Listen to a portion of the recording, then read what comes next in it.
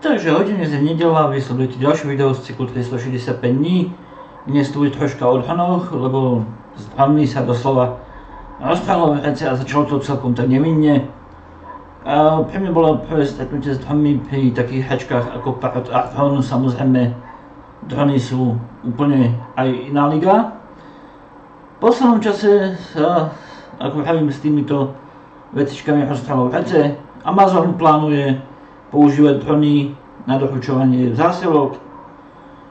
Facebook oznámil, že by pomocou dronov rád zásoboval internetom, teda rád spolu s internetom odľahlejšie oblasti sveta. Ich dron by mal byť schopný lietať vo vzduchu 19 rokov vďaka solárnym panelom, čo už sa podobá skôr na satelitnú družicu. Celkom zaujímavý nápad. Dorazila ma však spoločnosť Rolls-Royce, ktorá, ako som písal na blogu, už trošku upgradela ten drone level na maximum. Rolls-Royce sa totiž rozhodol, že prečo sa trošku hrať s nejakými zásielkami, lietadlami, dielkami a podobnými srandičkami, keď môžeme mať rovno bezpilotnú, respektíve bezposádkovú nákladnú loď.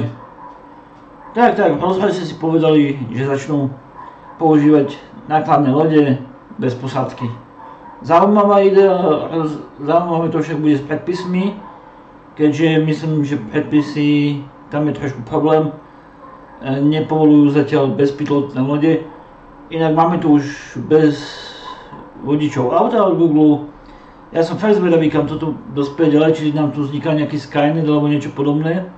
Včera bol totiž na SXSV predstavený ďalší droník bezpečnostný. Tento z vás páli 80 000 V, užitočné pri nejakých naháňačkách, kde nechcú byť policajti priamo ohrození, pošlú tam drona, ten zneškodní zločinca a to vybavené. Ale hovorím, nákladná loď ako dron, zaujímavé, teda bez nejakej posádky.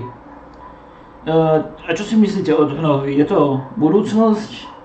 Alebo je to tak trošku hrozba pre nás ľudí?